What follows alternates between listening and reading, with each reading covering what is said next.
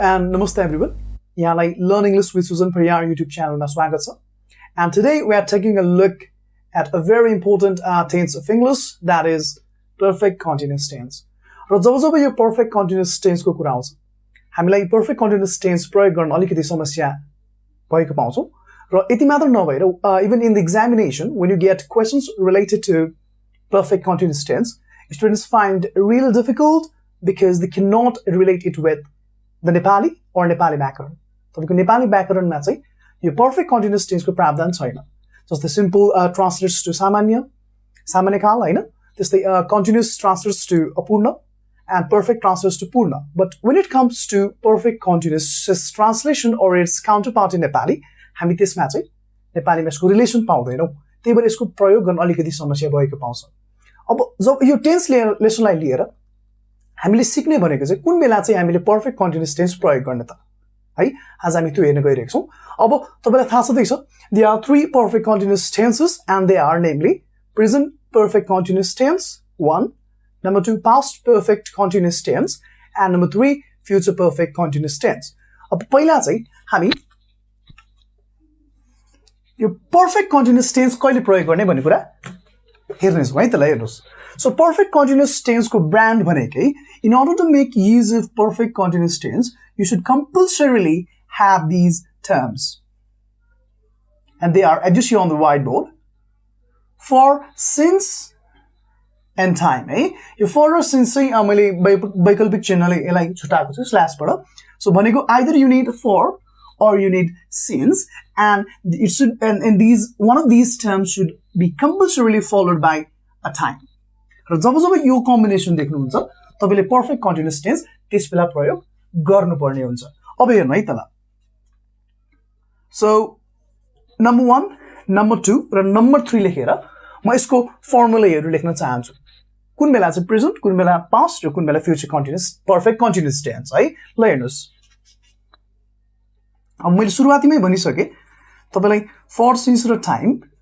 Perfect continuous जुनसुकै तीनवटा मध्ये लाउनुको लागि यो पहिला अनिवार्य नै हुन्छ हैन. अब त्यहाँ पछाडी तपाईको सेन्टेन्समा इन प्लस पास्ट टाइम है त ल. इन प्लस पास्ट टाइम र अर्कोतिर for, since plus time. Likewise यता बाई, बाईको ठाउँमा कहिलेकाहीँ तपाईले इन पनि देख्न सक्नुहुन्छ, but that is a rare use. So by is more preferable with future. So अब राख्नु चाहिँ बुझ्नुको लागि चाहिँ दुईटै बुझिराख्नु है. So it is not always by, you might also sometimes get in there. So यस पछाडी फ्युचर टाइम. अब कुनै पनि भविष्यकालीन समय, जस्तै by tomorrow एउटा भविष्यकालीन समय हो हैन.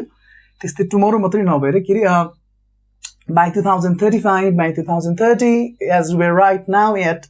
in 2022. यहाँ चाहिँ जुन पनि हुन सक्छ, तर फ्युचरको टाइम, फ्युचरको इयर हुनु पर्यो, एउटा फ्युचर जनाउने टाइम हुनु पर्यो है. अब त्यहाँ चाहिँ फेरि फर, सिन्स र टाइम त मैले सुरुमा भनिसके तपाईले सुरुवातीमै, यो त ब्रान्ड हो यसको हैन. अब हेर्नु है ल. अब तपाईको सेन्टेन्समा फर, सिन्स र टाइम आयो भनेपछि त्यसले केलाई बोलायो, त्यसले पर्फेक्ट कन्टिन्युअस टेन्सलाई बोलायो. अब फर, सिन्स र टाइमले गर्दाखेरि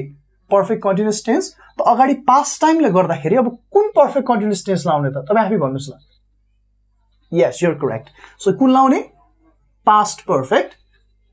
कन्टिन्युअस टेन्स. कुनमा? इन प्लस पास्ट टाइम र यो कम्बिनेसन है. यो दुईटा कम्बिनेसन भएकोमा पास्ट पर्फेक्ट कन्टिन्युअस टेन्स लाउने. त्यस्तै अर्कोमा तपाईको सेन्टेन्समा बाई और इन अनि फ्युचर टाइममा आयो र फर, सिन्स र टाइम आयो. अब तपाईको सेन्टेन्स कम्बिनेसन एक्जाममा क्वेशनमा हैन. अब आयो भने फर, सिन्स र टाइमले पर्फेक्ट कन्टिन्युअस टेन्स तपाईले प्रयोग गर्ने है. अब त्यहाँ पछाडी यी बाई प्लस फ्युचरले गर्दाखेरि कुन लाउने त आफै भन्नुस् तपाईहरु. Yes, good. So कुन लाउने? तपाईले फ्युचर प्रयोग गर्नुपर्ने हुन्छ. Okay, oh my god, I'm sweating today a lot. है, गर्मी सुरु भइसक्यो काठमाडौँमा. Okay, let's not take it to the weather and thing. So अब यस पछाडी आफै भन्नु है त तपाईहरुलाई. अब मानौ सेन्टेन्समा चाहिँ तपाईको फर, सिन्स र टाइम कम्बिनेसन मात्रै छ है. तपाईको सेन्टेन्समा फर, सिन्स र टाइम कम्बिनेसन मात्रै छ र तपाईको त्यो इन प्लस पास्ट टाइम पनि छैन, तपाईकोमा बाई प्लस फ्युचर टाइम पनि छैन. भन्नुको अर्थ त्यो न पास्ट टाइम हो, त्यो न फ्युचर हो. Then what is that? Yes, that is none other than present. So यस्तो खालको कम्बिनेसनले it calls for present perfect continuous tense okay so formula लेखिसकेपछि अब के क्वेशन्सहरु सल्भ गरौँ है त सो त्यो फर्मुलामा आधारित रहेर so let's take a look at some questions that I've written down on the screen or the whiteboard okay so यहाँ ABCD EF गरेर 6 वटा क्वेशन्स मैले सेट गरेको छु अब फर्मुला हेर्दै यिनीहरु सबैलाई पालै पिलो सल्भ गरौँ है त okay starting with number A so let's see what number A reads C dash read for 3 hours ल अब तपाईहरु फर्मुला हेर्नु माथि है माथि यो तीनटा फर्मुला जुन छ यो हेरौँ अनि सल्भ गरौँ ल पहिला तपाईहरु भन्नुस् यसमा के छ यसमा पहिला पर्फेक्ट कन्टीन्युअस टेन्स युज हुन्छ कि हुँदैन त्यसको लागि के हेर्नुस् फर सिन्स र टाइम कम्बिनेसन छ कि छैन हो सो यहाँ देखिन्छ फर सिन्स मध्ये एउटा छ that's okay so for and 3 hours yes it is a time हैन सो समय छ यो कम्बिनेसन छ अब यो कम्बिनेसन भइसकेपछि पर्फेक्ट कन्टीन्युअस टेन्स अब हेर्नुस् इन प्लस पास्ट टाइम छ त do you see यो कम्बिनेसन है इन र पास्ट टाइम सँगै हुनुपर्छ रिमेम्बर दैट सो छ छैन बाइ प्लस फ्युचर टाइम या इन प्लस फ्युचर टाइम कुनै नो छैन भने अब कुन लाउने yes you're correct अब कुन लाउने perfect sorry present perfect continuous tense अब लगाइदिउँ ल प्रेजेन्ट पर्फेक्ट कन्टीन्युअस टेन्स को स्ट्रक्चर के पो बाइ द वे स्ट्रक्चर लेख्दिनु पर्छ र लेख्ने ठाउँ पनि छ यहाँ फेरि ल ओके लेखौँ न त है कहाँ लेखौँ लेखिन्छ है ल लेख्नु त भने ल म साइडमा लेखिदिन्छु है त ल सो के छ प्रेजेन्ट को has a plus been plus verb form होइन त त्यस्तै यता पास्टमा के हुन्छ पास्टमा had been plus verb form भने फ्युचरमा के हुन्छ फ्युचरको चाहिँ मैले तल लेख्दै अलि लामो छ will shall plus have plus been plus verb form and remember फ्युचरमा तपाईको had हुँदैन है had पनि हुँदैन has पनि हुँदैन so it's strictly have because before it is preceded by modal auxiliary verb and after modal auxiliary verb there should always be the form of verb 1 and verb 1 को form हुनुपर्छ त्यही भएर बक्ला okay अब यसमा के लाग्ने हो रहेछ प्रेजेन्ट पर्फेक्ट कन्टीन्युअस टेन्स जुन अघि हामीले पढ्यौ भने चाहिँ लगाइदिउ ल सी सिंगुलर सब्जेक्ट त्यही भएर has she has been read को verb for reading यसको आन्सर यो हुने भयो है भनेपछि नम्बर बी हेरौँ ल नम्बर बी को आन्सर के हुन्छ त अब ओके ल के हुन्छ ल भन्नुस् त सो नम्बर बी ले भन्छ they dash work here since 2012 है सो since 2012 कम्बिनेसन छ कि छैन पहिला त्यो चेक गर्ने पर्फेक्ट कन्टीन्युअस लाउनलाई अब यहाँ सिन्स देख्न सक्नुहुन्छ क्लियरली अब यो पटक फर सिन्स आयो सिन्स पछाडि 2012 टाइम छ र रह्यो कुरा कति स्टुडेन्टहरुले यो 2012 पास्ट टाइम भनेर इन प्लस पास्ट टाइम भने त्यसरी एउटा गलत बुझ्दिनुहुन्छ के र त्यसरी बुझ्नु भएन है फेरि because I have already told you for it to be past time or for you to use past perfect continuous tense there should be in and it should be immediately followed by past time so in र 2012 in plus past time होइन यसलाई चाहिँ तपाईले for since र time को रूपमा लिनु पर्यो किनकि हो 2012 भनेको त बितिसकेको समय हो because we are currently in 2022 तर in plus past time अनि अर्कोतिर for since र time पनि हुनु पर्थ्यो जस्तै तपाईहरु हेर्नु न यहाँ आस्ते हेर्नु सी नम्बरमा in plus past time अनि for since र time पनि हुनु पर्यो तर यहाँ त छैन in combination नै छैन in fact so this is since plus time combination अब अगाडि केही पनि छैन in plus past time by plus future time पनि छैन भनेपछि के लाउने एकपटक फेरि तपाईले प्रेजेन्ट पर्फेक्ट कन्टीन्युअस टेन्स प्रयोग गर्ने सो गर्दिन न त के भयो हैन so they plural subject so they have been working they have been working here since 2012 यसको नेपाली ट्रान्सलेसन के हुन्छ उनीहरु 2012 देखि यहाँ काम गर्दै आइरहेका छन् right okay la so number C in 1990 she has lived here for 3 years so for a time combination देख्नुहुन्छ त्यस्तै in plus past time combination पनि देखिन्छ आफै भन्नुस् ल फर्मुला तपाई गाडी राख्दै छु मैले तपाईले गर्ने राइट सो के हुन्छ खै ल सुनु यस गर्नुभयो गुड भेरी गुड ल सो के छ यो कम्बिनेसन क्लियरली देख्नुहुन्छ so past perfect continuous tense त्यसको structure had been plus verb for so had been live ko verb for living okay very good la so number D by 2025 he has served Nepal army for 3 years so for time for since time मध्ये एउटा हुनु पर्छ ल ठीक छ त्यो छ भने चाहिँ पर्फेक्ट कन्टीन्युअस टेन्स लाग्ने भयो कुन लाउने भने कसरी चिन्ने यो कम्बिनेसन छ इन प्लस पास्ट टाइम छ भने past perfect continuous tense by plus future छ भने या बाइ र इन प्लस फ्युचर बाइ या इन मध्ये एउटा र फ्युचर छ भने फ्युचर पर्फेक्ट कन्टीन्युअस टेन्स लगाइदिने सो हेर्नुस् के छ यहाँ के देख्नुहुन्छ okay by plus future time 2025 future because we're in 2022. So for 3 years. So like this future perfect continuous tense के लाउने हिमा will लाग्छ किनकि साल तपाईको फर्स्ट पर्सनमा मात्र लाउन मिल्छ will चाहिँ फर्स्ट सेकेन्ड थर्ड सबैमा लाउन मिल्छ है so will he will have been served को verb for it is serving so by 2025 he will have been serving Nepal army for 3 years ल अब number E Sandhya okay Sandhya has practiced maths since yesterday छ in plus past time छ no फेरि yesterday ला past time भन्ने हैन त्यहाँ त्यो त since को combination हो for since time है त्यो फेरि in हुनु पर्छ त्यहाँ है त्यो पनि विचार गर्नु सो for since मध्ये एउटा र टाइम दिएको छ ओके अरु केही पनि छैन in plus past time पनि छैन by plus future time पनि छैन भनेपछि यसको फेरि present perfect continuous tense र भन्नु सन्ध्या singular so Sandhya has been practice को above okay हुन्छ practicing Sandhya has been practicing math since yesterday म त थाक्यो बोल्दा बोल्दा ओके ल so number F finally number F लो भन्नुस् त फेरि के हुन्छ पहिला हेर्नु है के छ since छ time छ for since र time अनिवार्य हुनु पर्छ र एउटा दिएको छ ठीक छ for को ठाउँमा since दिएको छ केही छैन दुईटामा एउटा आउनु पर्ने हो साल दिएको सधैँ छ year भनेको टाइम भनेको फेरि त्यहाँ हैन र अगाडि के पनि छैन अगाडि पछाडी इन प्लस पास्ट टाइम पनि छैन बाइ प्लस फ्युचर टाइम पनि छैन सो छैन भने के गर्ने त अब प्रेजेन्टमा जाने हो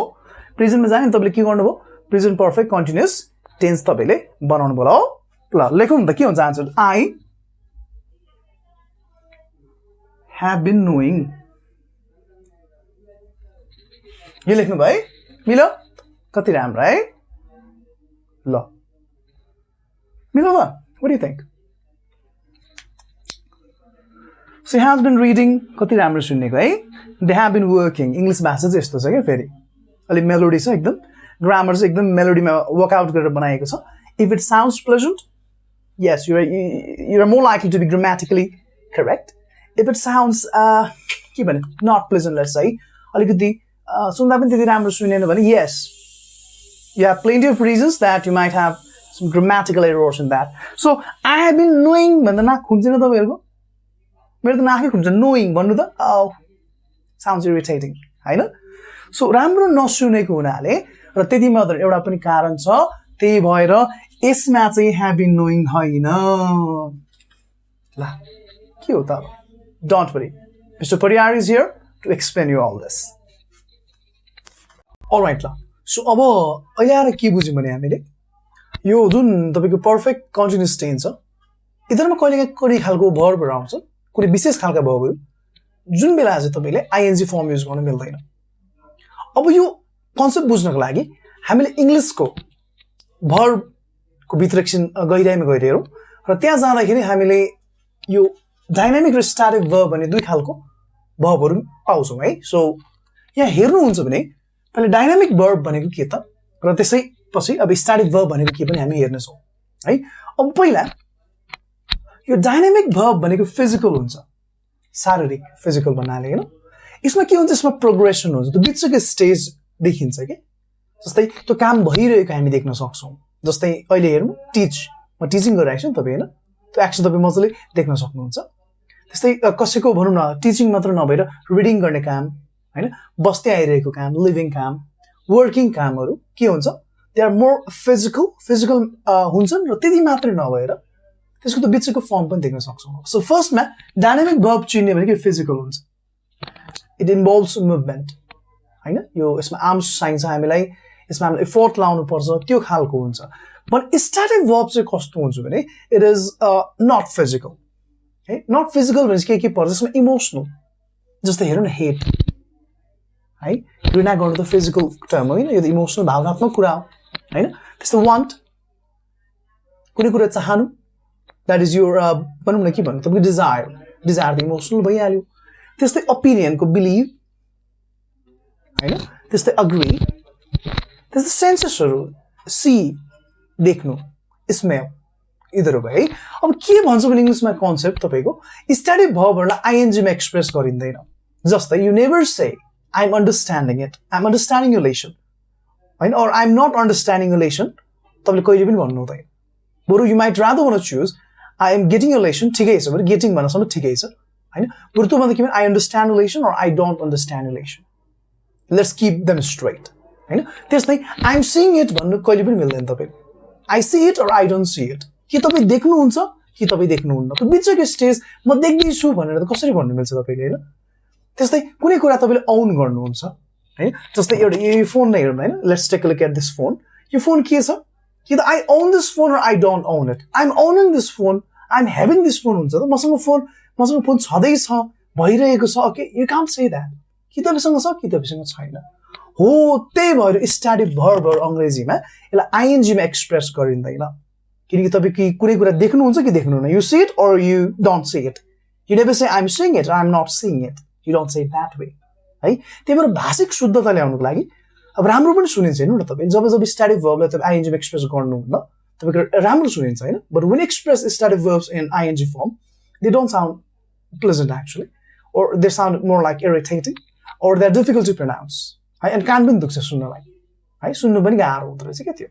त्यही भएर यो स्टैटिक भर्बहरु जब आउँछन् अब हाम्रो कम्पिटिटिभ एक्जाम्सहरुमा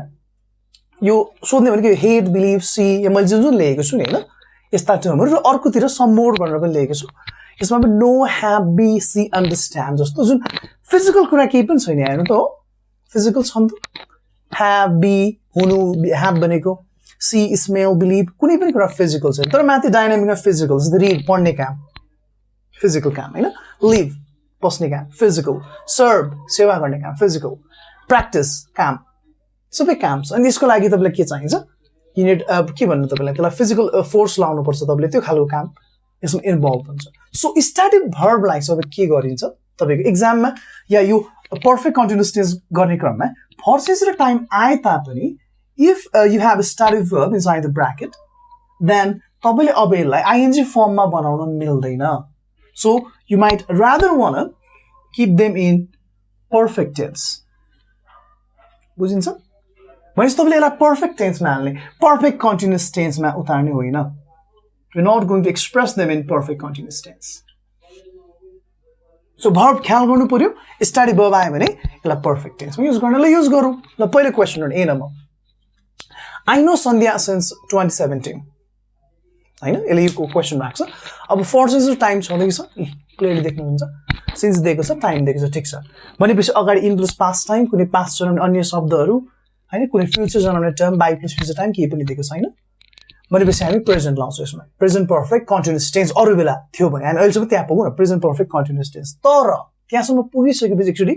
तपाईले अवश्य पनि यो ब्र्याकेट भित्रको भर्ब हेर्नु होला र कन्फर्म गर्नुस् कि त्यो भर्ब चाहिँ स्टैटिक हो कि डायनामिक हो ल आफै भन्नुस् त नो नो भनेको त के भन्नु तपाईको चिन्नु हैन चिन्नु is more like emotional it is not physical हैन त्यो तपाईको भित्र छ नि त कसैले चिने नचिने हैन it is a more like abstract concept त्यही भएर फिजिकल होइन त्यही भएर तपाई के गर्नुहुन्छ you might want choose not present perfect continuous tense but present perfect tense and you know the structure of present perfect tense la भन्नु त सुनौ yes okay present perfect भनेको has a plus be3 so like so I has with an I have so been knowing भन्दा एकदम नराम्रो किन सुनेको सायद तपाईले बुझ्नु होला I have known भन्दा कति राम्रो सुन्यो है I have known Sandhya since 2017 understood well done अर्को he has played the guitar since 2017 फेरि त्यही क्वेशन आयो for since the time छ अगाडि कुनै पास्ट टाइम जनाउने शब्द तपाईको फ्युचर टाइम जनाउने शब्द दिएको छैन यहाँ तपाई यो मात्र छ सो प्रेजेन्ट लाग्ने भइहाल्यो अब प्रेजेन्ट पर्फेक्ट कि प्रेजेन्ट पर्फेक्ट कन्टिन्युअस टेन्स लाउने त भन्नुको लागि यो कन्फर्म गर्नु पर्यो प्ले भन्ने भर्ब दिएको छ सो प्ले त के हो खेल्नु खेल्नु त फिजिकल हो फिजिकल भनेपछि द्याट इज डायनामिक सो डायनामिकमा आइएनजी मा हाल्नु मिल्छ कि मिल्दैन डायनामिकलाई आइएनजी मा हाल्नु मिल्छ सो हाल्ने पनि गरिन्छ सो यसको answer he has been playing okay he has been playing orko they've owned this house for 6 years they've owned this house for 6 years for a time त्यस्तो by plus future time कुनै in plus past time yeah past time is another term केही पनि छैन so present will stick to present tense a present tense को कुन present perfect continuous के present perfect त्यसको लागि कन्फर्म गर्ने यहाँ own गर्नु भनेको कुनै कुरा तपाईकोमा बिलोङ गर्नु हैन own भनेको have भन्नुस् थियो कुनै कुरा तपाईले पोजेस गर्नु अब पोजेस गर्नु कुरा कुनै कुरा तपाईमा रहनु त फिजिकल होइन नि त हैन that is not physical अब I'm having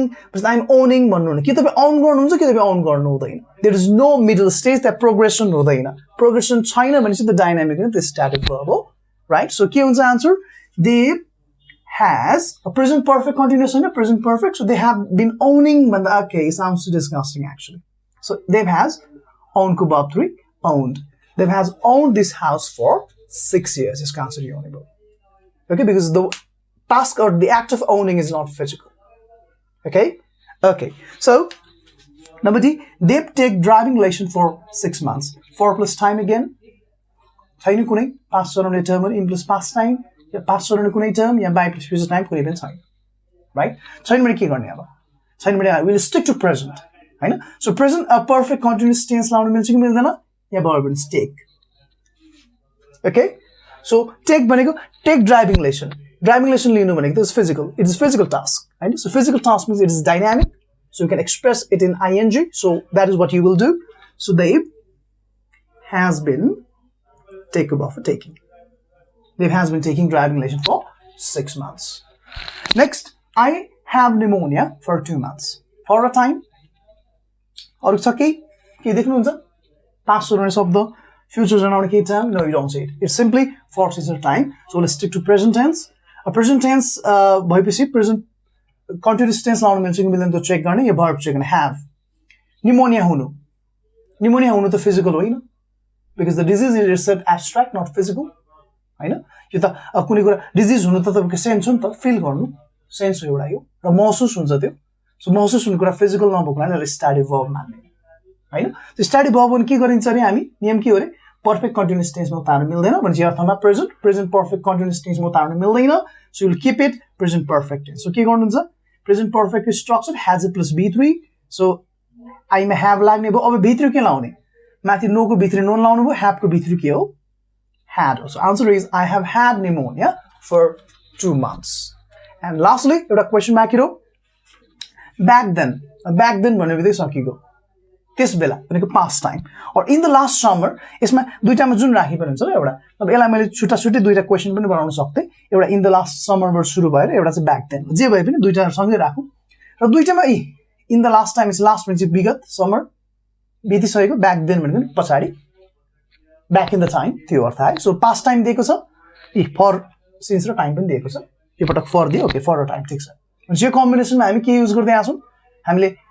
past perfect continuous tense use गर्दै आछौं किन फर्मुलामा त्यो छ अब past perfect continuous tense लाउन मिल्छ कि मिल्दैन verb एन्डल verb त के छ verb त static छ हैन static भएपछि मिल्यो त static भएपछि त perfect continuous tense मा उतार्न मिलेन भनेपछि past perfect continuous tense नउतारेर यसलाई हामीले केमा उतार्नु पर्छ अब past perfect tense मा मात्रै अब प्रेजेन्ट मा चाहिँ उतार्न मिल्दैन किनकि past को कुरा आको छ यहाँ त बुझ्नु so past perfect tense आइसकेपछि we know the structure is really easy it's just had plus b3 so let's express this so answer is I had so b3 of have is had so your answer is back then I had pneumonia for 2 months or in the last summer I'd had pneumonia for 2 months okay so that is it I hope you understood this so एकदमै important छ यसले बोल्दाखेरि लेख्दाखेरि हाम्रो इंग्लिशलाई एकदमै राम्रो सुन्ने बनाउँछ यदि तपाईले डायनामिक स्टडी गर्दै मजाले चिन्न सक्नुभयो भने and I hope this lesson has helped you a lot in introducing these terms and helped you in distinguishing the difference हैन यसको फरक चाहिँ डिस्टिंग्विश गर्न पनि तपाईलाई यो लेसन हेल्प गर्ने पनि आशाका साथ आजको लागि म बिदाइ लिन चाहन्छु so thank you so much for watching for more lessons like this stay tuned to learn English with Susan Priyar thank you and namaste